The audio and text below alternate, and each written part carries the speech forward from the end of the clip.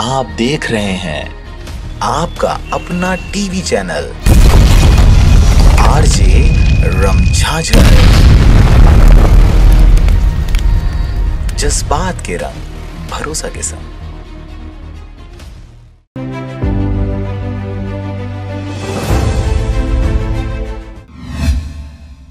नमस्कार, आप देख रहे हैं आरजे रमझाझर और मैं हूं पुखराज सिंह। एक तरफ देश में किसान आंदोलन पर बैठे सरकार की देश विरोधी मानसिकता से पर्दा उठा रहे हैं, वहीं दूसरी ओर सांसद संतोष पांडे किसान विरोधी बयान देकर सरकार को पाक साफ और किसानों को खालिस्तानी बता रहे हैं। देखिए रिपोर्ट।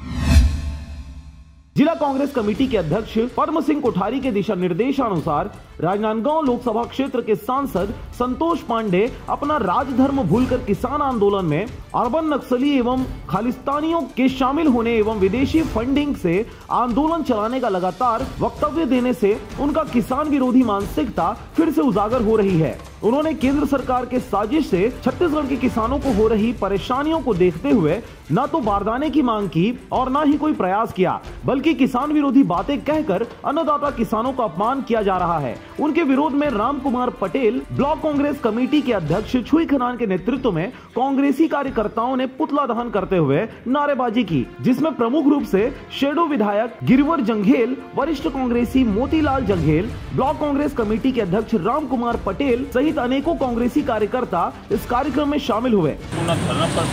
कर रहा है ये संबंध में क्षेत्र के सांसद राजनांदगांव जिले के सांसद प्रेम प्रकाश पांडे द्वारा संतोष पांडे द्वारा किसानों को अपमानित किया है। किसानों को नक्सली कहा गया है, अर्बन नक्सली कहा गया है, किसानों को खालिस्तानी कहा गया है।